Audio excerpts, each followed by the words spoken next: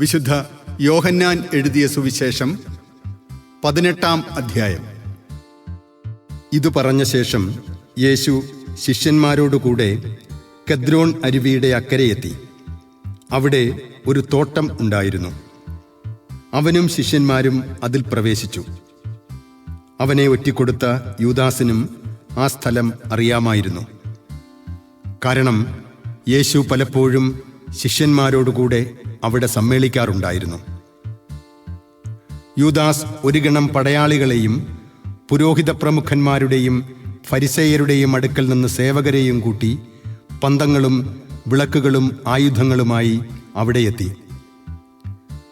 തനിക്ക് സംഭവിക്കാനിരിക്കുന്നതെല്ലാം അറിഞ്ഞിരുന്ന യേശു മുമ്പോട്ട് വന്ന് അവരോട് ചോദിച്ചു, നിങ്ങൾ ആരെയാണ് അന്വേഷിക്കുന്നത്?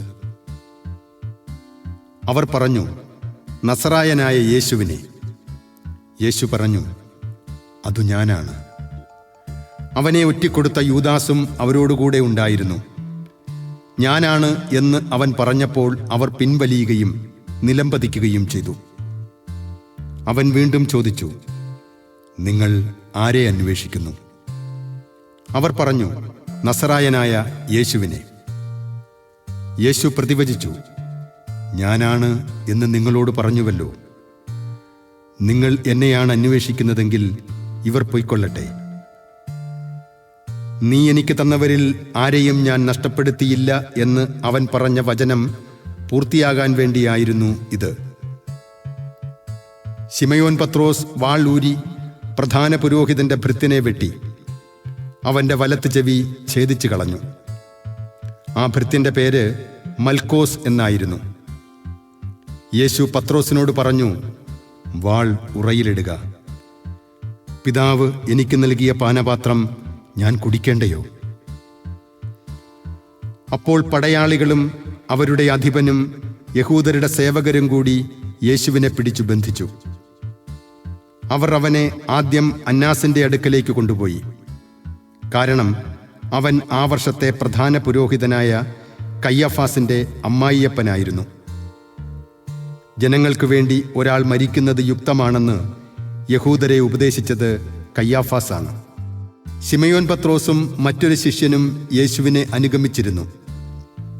ആ ശിഷ്യനെ പ്രധാനാചാര്യന് പരിചയമുണ്ടായിരുന്നതിനാൽ അവൻ യേശുവിനോടുകൂടെ പ്രധാന പുരോഹിതന്റെ കൊട്ടാരമുറ്റത്ത് പ്രവേശിച്ചു.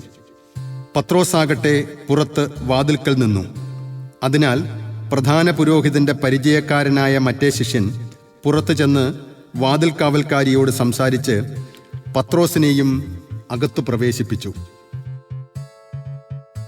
അപ്പോൾ ആ പരിചാരിക പത്രോസിനോട് ചോദിച്ചു, നീയും ഈ മനുഷ്യന്റെ ശിഷ്യന്മാരിൽ ഒരുവനല്ലേ? അല്ല എന്ന് അവൻ പറഞ്ഞു. തണുപ്പായിരുന്നതിനാൽ ഭൃത്യരും സേവകരും തീ കായുകയായിരുന്നു. പത്രോസും അവരോടൊപ്പം തീ കാഞ്ഞുകൊണ്ടിരുന്നു. പ്രധാന പുരോഹിതൻ യേശുവിനെ അവന്റെ ശിഷ്യരെയും പ്രബോധനത്തെയും കുറിച്ച് ചോദ്യം ചെയ്തു. യേശു മറുപടി പറഞ്ഞു, ഞാൻ പരസ്യമായിട്ടാണ് ലോകത്തോട് സംസാരിച്ചത്. എല്ലാ യഹൂദരും ഒരുമിച്ച് കൂടുന്ന സിനഗോഗിലും ദേവാലയത്തിലുമാണ് എപ്പോഴും ഞാൻ പഠിപ്പിച്ചിട്ടുള്ളത്. രഹസ്യമായി ഞാൻ ഒന്നും സംസാരിച്ചിട്ടില്ല. എന്നോട് ചോദിക്കുന്നതെന്തിന്? ഞാൻ പറഞ്ഞതെന്താണെന്ന് അത് കേട്ടവരോട് ചോദിക്കുക. ഞാൻ എന്താണ് പറഞ്ഞതെന്ന് അവർക്കറിയാം.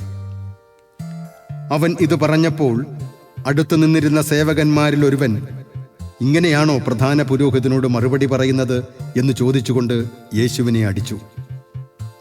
യേശു അവനോട് പറഞ്ഞു, ഞാൻ പറഞ്ഞത് തെറ്റാണെങ്കിൽ അത് തെളിയിക്കുക. ശരിയാണ് പറഞ്ഞതെങ്കിൽ എന്തിന് നീ എന്നെ അടിക്കുന്നു?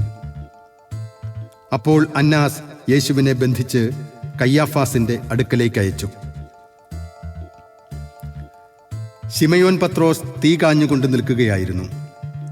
അപ്പോൾ അവർ അവനോട് ചോദിച്ചു, നീയും അവന്റെ ശിഷ്യന്മാരിൽ ഒരുവനല്ലേ? അല്ല എന്നവൻ തള്ളിപ്പറഞ്ഞു. പ്രധാന പുരോഹിതന്റെ ഭൃത്യന്മാരിൽ ഒരുവനും പത്രോസ് ചെവി ഛേദിച്ചവന്റെ ചാർച്ചക്കാരനുമായ ഒരുവൻ അവനോട് ചോദിച്ചു, ഞാൻ നിന്നെ അവനോടുകൂടെ തോട്ടത്തിൽ കണ്ടതല്ലേ? പത്രോസ് വീണ്ടും തള്ളിപ്പറഞ്ഞു. ഉടനെ കോഴി കൂവി. യേശുവിനെ അവർ കയ്യാഫാസിന്റെ അടുത്ത് നിന്ന് പ്രത്തോറിയത്തിലേക്ക് കൊണ്ടുപോയി. അപ്പോൾ പുലർച്ചെയായിരുന്നു. അശുദ്ധരാകാതെ പെസഹ ഭക്ഷിക്കേണ്ടതിനാൽ അവർ പ്രത്തോറിയത്തിൽ പ്രവേശിച്ചില്ല. അതിനാൽ പീലാത്തോസ് പുറത്ത് അവരുടെ അടുക്കൽ വന്ന് ചോദിച്ചു, ഈ മനുഷ്യനെതിരെ എന്താരോപണമാണ് നിങ്ങൾ കൊണ്ടുവരുന്നത്? അവർ പറഞ്ഞു, ഇവൻ തിന്മ പ്രവർത്തിക്കുന്നവനല്ലെങ്കിൽ ഞങ്ങൾ ഇവനെ നിനക്ക് ഏൽപ്പിച്ചു തരികയില്ലായിരുന്നു. പീലാത്തോസ് പറഞ്ഞു, നിങ്ങൾ തന്നെ അവനെ കൊണ്ടുപോയി നിങ്ങളുടെ നിയമമനുസരിച്ച് വിധിച്ചുകൊള്ളുവിൻ. അപ്പോൾ യഹൂദർ പറഞ്ഞു, ആരെയും വധിക്കുന്നതിന് നിയമം ഞങ്ങളെ അനുവദിക്കുന്നില്ല. ഏതു വിധത്തിലുള്ള മരണമാണ് തനിക്ക് വരാനിരിക്കുന്നതെന്ന് സൂചിപ്പിച്ചുകൊണ്ട് യേശു പറഞ്ഞ വചനം പൂർത്തിയാക്കാനാണ് ഇത് സംഭവിച്ചത്.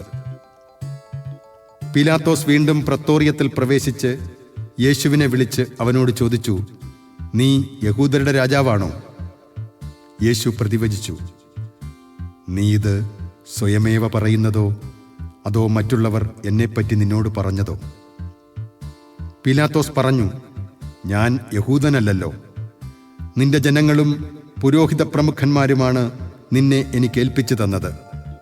നീ എന്താണ് ചെയ്തത്?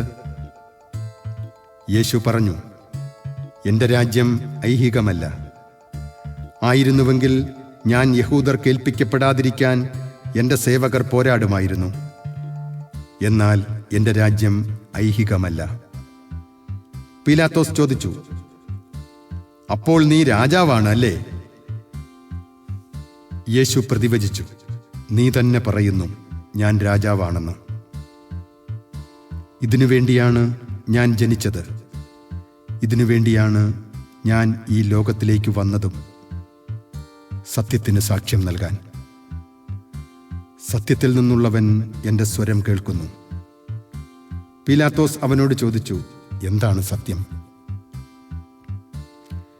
ഇത് ചോദിച്ചിട്ട് അവൻ വീണ്ടും യഹൂദരുടെ അടുത്തേക്ക് ചെന്ന് അവരോട് പറഞ്ഞു, അവനിൽ ഒരു കുറ്റവും ഞാൻ കാണുന്നില്ല. എന്നാൽ പെസഹാ ദിവസം ഞാൻ നിങ്ങൾക്കൊരുവനെ സ്വതന്ത്രനായി വിട്ടുതരുന്ന പതിവുണ്ടല്ലോ. അതിനാൽ യഹൂദരുടെ രാജാവിനെ ഞാൻ നിങ്ങൾക്ക് വിട്ടുതരട്ടെയോ? ഈ മനുഷ്യനെയല്ല, ബറാബാസിനെ എന്നവർ ഉച്ചത്തിൽ വിളിച്ചു പറഞ്ഞു. ബറാബാസ് കൊള്ളക്കാരനായിരുന്നു.